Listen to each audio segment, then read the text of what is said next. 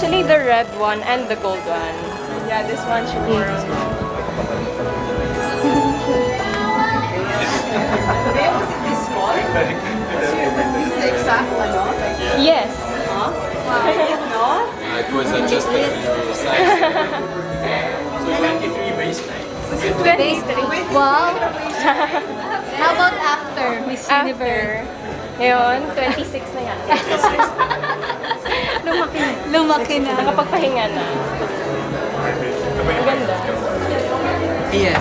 Bea, how do you feel seeing the gown again? It's very nostalgic seeing all of these gowns. I feel quite emotional seeing the gold gown. I can't believe I wore it on the universe stage. Yes. Final gown. Yes, that's my final gown. The red one is my gown during the preliminaries. All of these are your picks, Bea. Yes, my personal picks and also the team agreed. Bea? But, Stay here and then maybe talk about Can you go? here. Francis, stay beside. Yan. I'll stay here. Yan. You actually selected yourself, made by Francis, for the finals. Now, how do you feel seeing it? I feel quite emotional actually seeing the gold gown specifically because this is the one I wore during the finals night.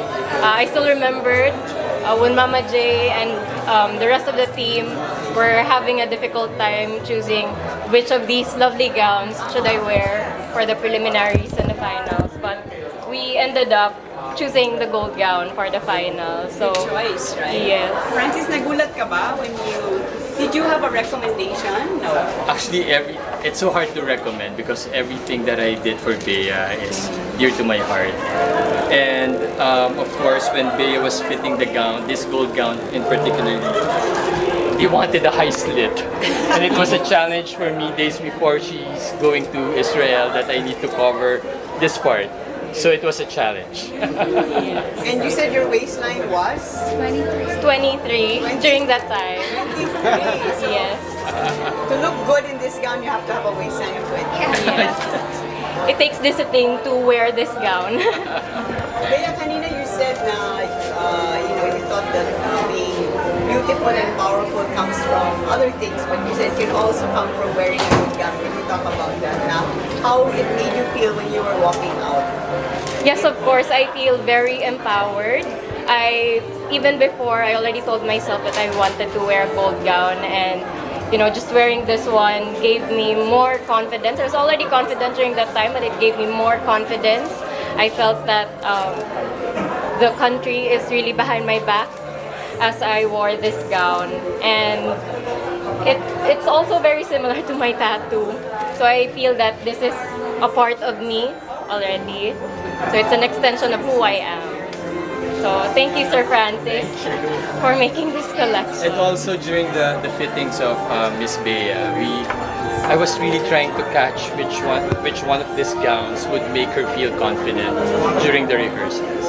And I think that this gold gown stood up really while she was walking during the rehearsals, and I saw how she flaunted with this cape and everything. So it was the right pick.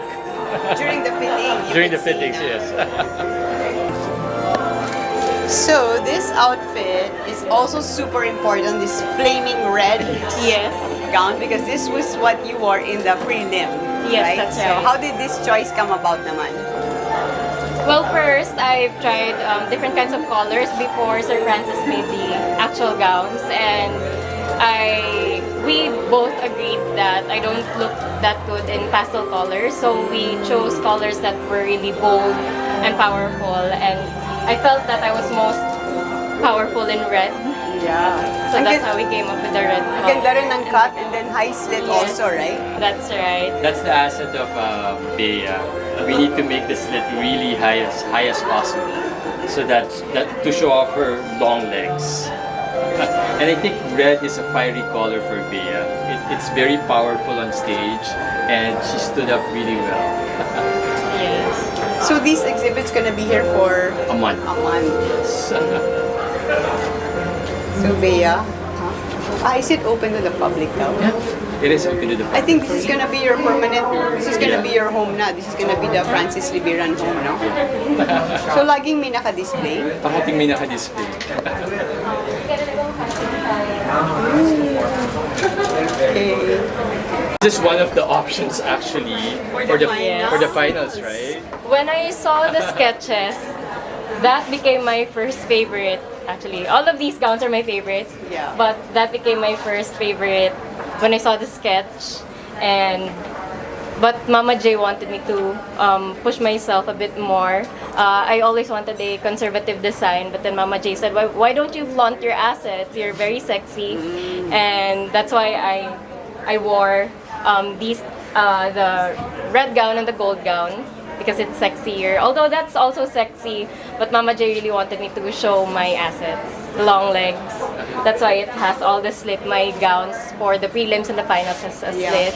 Bea, for the candidates now, gaano ka-importante yung gown to make it, not just in the local Miss Universe pageant, but also in the international Miss Universe? Of course, it's part of the performance for you to feel really confident. And one of the factors that makes you more confident are the outfits that you wear on stage, your swimsuit, and specifically the long gown.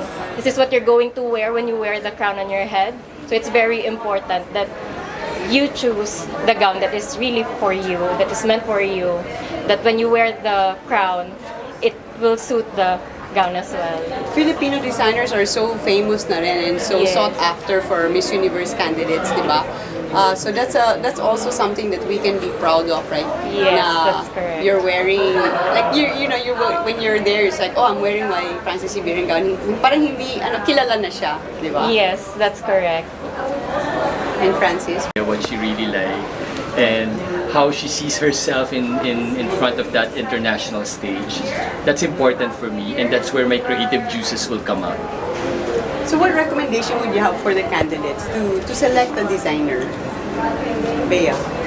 Well, it's very important that the designer and the candidate has a connection, because of course the designer will be making that gown specifically and especially for you, the one that you'll feel good in, and you need to communicate well with your designer. So it's very important that the relationship that you have is a special one, because that designer will make a special tool for you to win that crown.